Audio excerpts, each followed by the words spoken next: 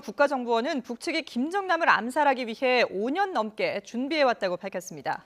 또 김정남은 마카오에 있는 가족을 만나러 가는 길에 암살당했고 과거 김정은에게 살려달라고 서신을 보냈던 것으로 드러났습니다. 네, 국정원이 국회에 보고한 내용 취재기자 연결해서 자세히 알아보겠습니다. 전준영 기자. 네, 국회입니다. 오늘 오전 열린 국회 정보위에서 이병우 국가정보원장이 직접 나와서 김정남 피살 사건의 내막을 설명했죠. 네, 그렇습니다. 국회 정보위원들이 밝힌 국정원 보고 내용을 보면 일단 북측은 5년 전부터 김정남 암살을 준비해온 것으로 파악됐습니다. 김정은이 집권한 이후 스탠딩 오더, 즉 반드시 처리해야 하는 명령으로 김정남 암살 지령을 내렸다는 겁니다.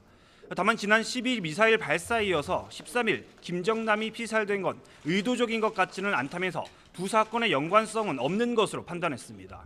특히 국정원 측은 중국이 김정남과 그 가족의 신변을 보호하고 있었다고 밝혔는데요.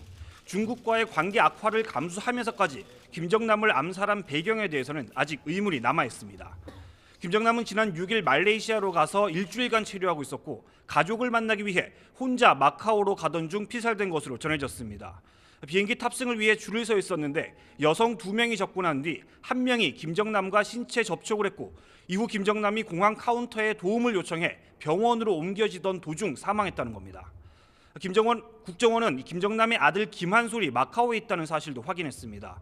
김정남의 본처와 아들 1명은 중국 베이징에 있고 마카오에는 후처와 일남 일녀가 있는 것으로 전해졌습니다.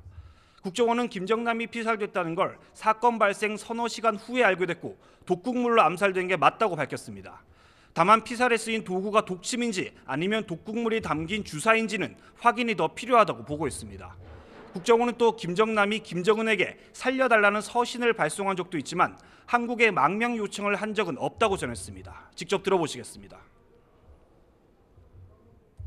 김정남의 암살은 김정은이 집권한 이후 스탠딩 오더, 즉 반드시 처리해야 되는 명령이었다고 합니다.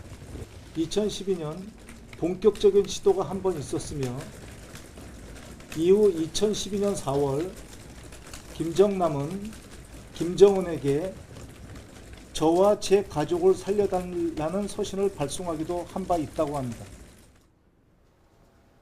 네, 각 당의 반응은 어떻습니까?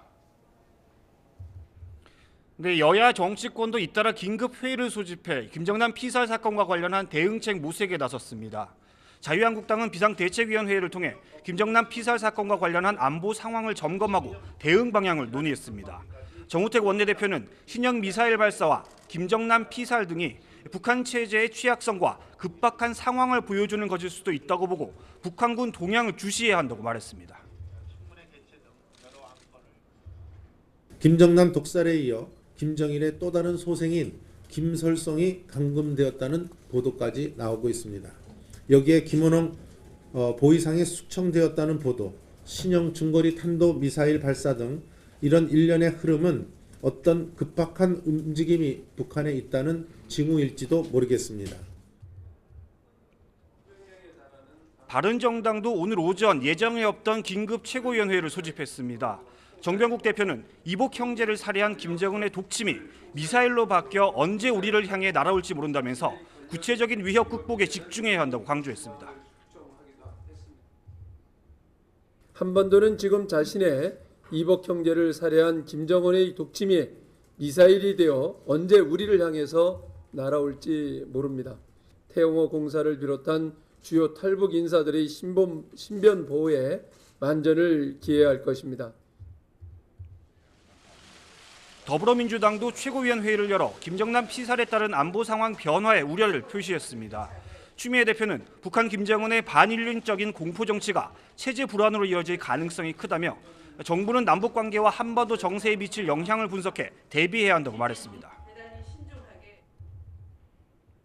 특히 북한의 미사일 도발과 함께 김정은 위원장의 반인륜적인 공포 정치는 국제사회로부터 심각한 고립을 초래할 것이 뻔합니다. 남북 관계와 한반도 평화에 미칠 영향을 면밀히 분석하고 철저히 대응해 나가야 할 것입니다. 이미 어젯밤에 심야 긴급대책회의를 연 국민의당은 북한의 공포 정치가 김정은 체제의 불안정성을 드러낸다면서도 근거 없는 긴장 조성에는 경계감을 나타냈습니다. 박지원 대표는 말레이시아의 남북한 대사관이 모두 주재하고 있고 대북 문제와 관련한 비공식 접촉들도 이루어지고 있는 곳이라며 현지 정부가 철저히 조사해 통보해 주길 기대한다고 촉구했습니다. 어떠한 추측이나 확대 해석보다는 지금은 차분하게 말레이시아 정부가 우리 정부에 통보해오는 그 결과를 보는 것이 가장 바람직하고, 정의당 심상정 상임대표도 이번 사건이 김정은의 지시로 벌어진 것이라면 아주 무도한 테러라고 생각한다면서도 사망 원인과 범인 등이 확인될 때까지는 확대 해석을 경계해야 한다고 밝혔습니다. 지금까지 국회에서 YTN 전준영입니다.